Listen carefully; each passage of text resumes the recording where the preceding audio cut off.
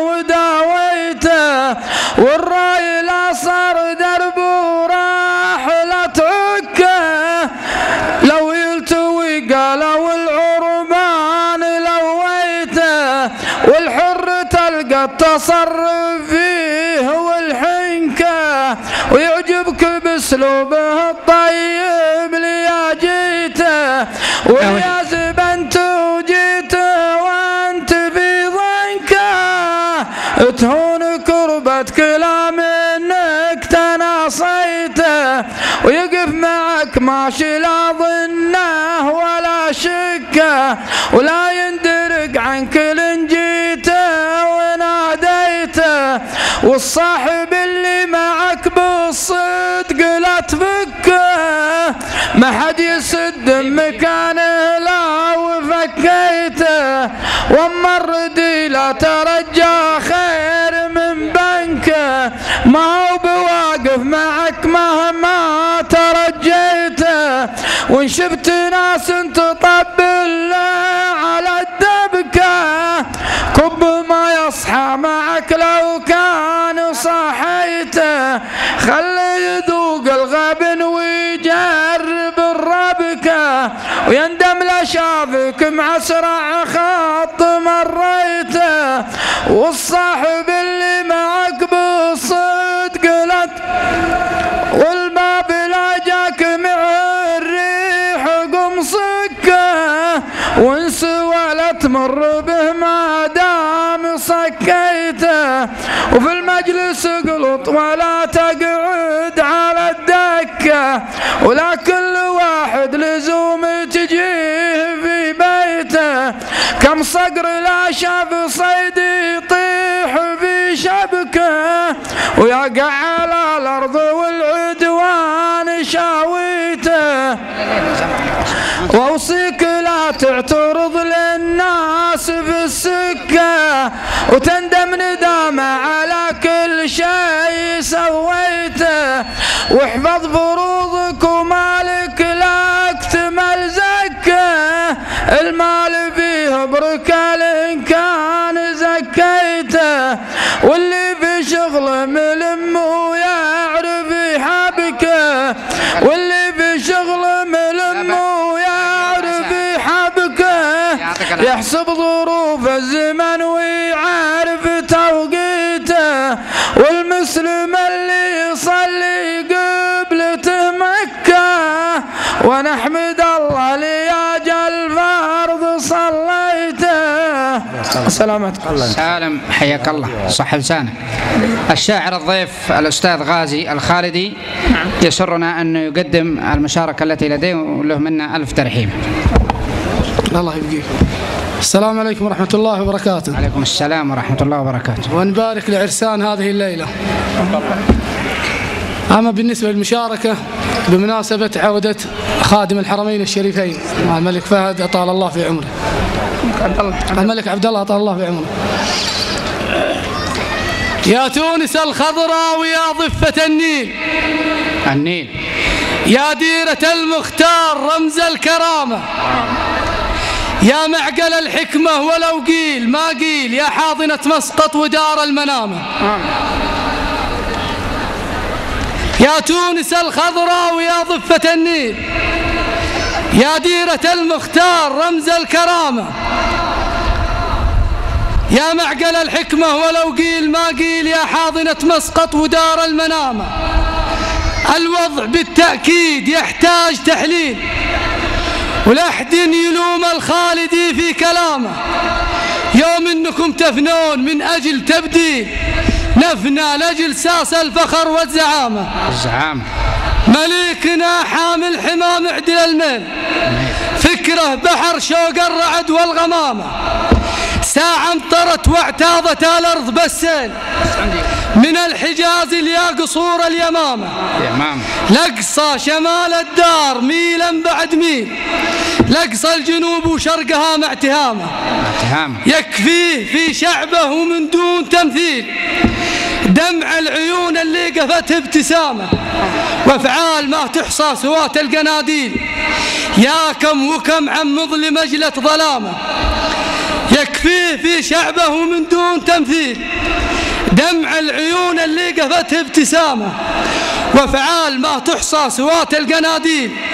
يا كم وكم عن مظلم مجلة ظلامة، غيبت مرة واتعبت شعب حلحيل، سهران ليلة مهتنا في منامه. واليوم شوف الشعب عقب الغرابيل، عوفي بعد ما عاد له بالسلامة. سلامتكم. صح لسانك والله يعطيك العافية على هذه القصيدة وبيض الله وجهك. نتواصل مع الأستاذ عايش الحارثي في هذه القصيدة. نتمنى أن تحوز على رضاكم.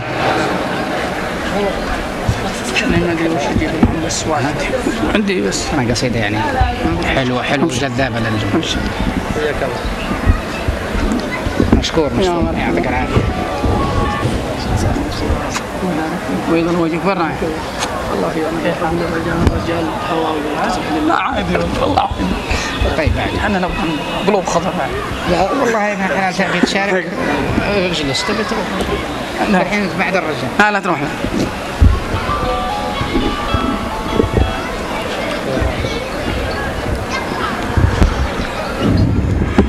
هذه قصيدة اطلبوني في محل يبي يسمعها المحروق الحين يمتحني. لا ما في. طلبوني في احد الامسيات في الطائف.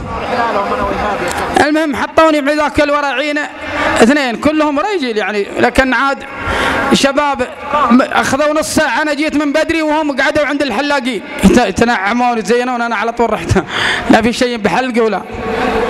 المهم طلبوا مني قصيده وصادت بعضهم، وانا والله ما فيهم حقيقه. انا في بعض الشعار اللي يجون في التلفزيون كان بالي عليهم مسجل ولا شيء لا فايده في الشعر حقه. عاد اقول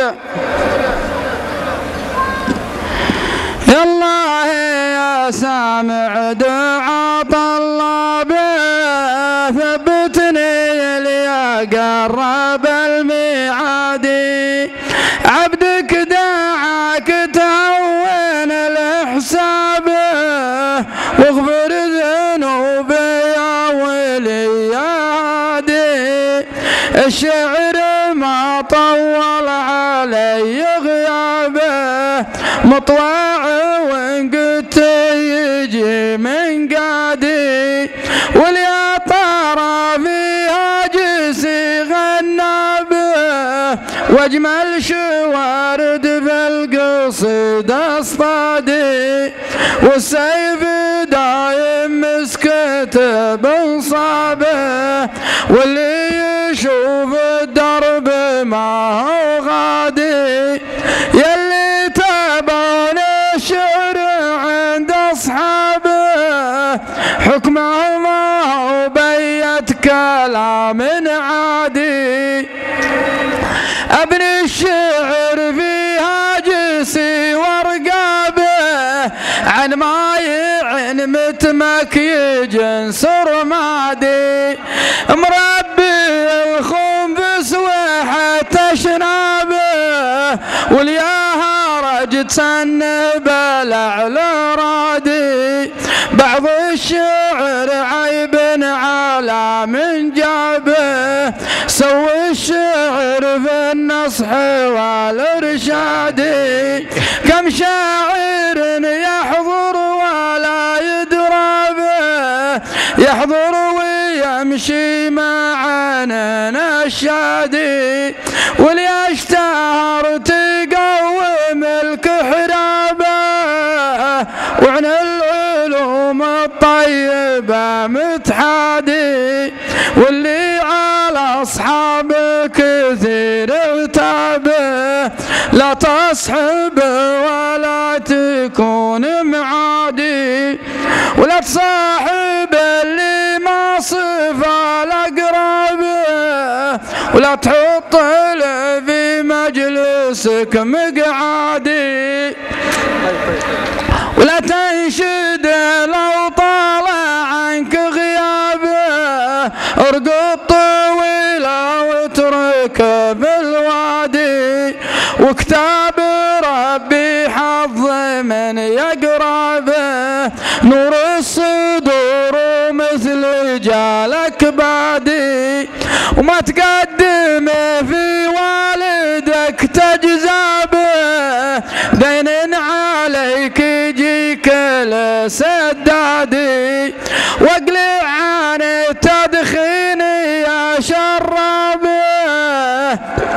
تهني بأحلى الشرب وأحلى الزادي والحكي بين الناس لا تسعى به والطيبة خليك لها حصادي والعالم بوصيك لا تغتابه لحم العلماء سمي الأجوادي ولا تقول متزمت قصار ثيابه وتسمع كلام الكبر ولا الحادي ووصيك في الأجير عطها تعابه كف عن المرواح والمعوادي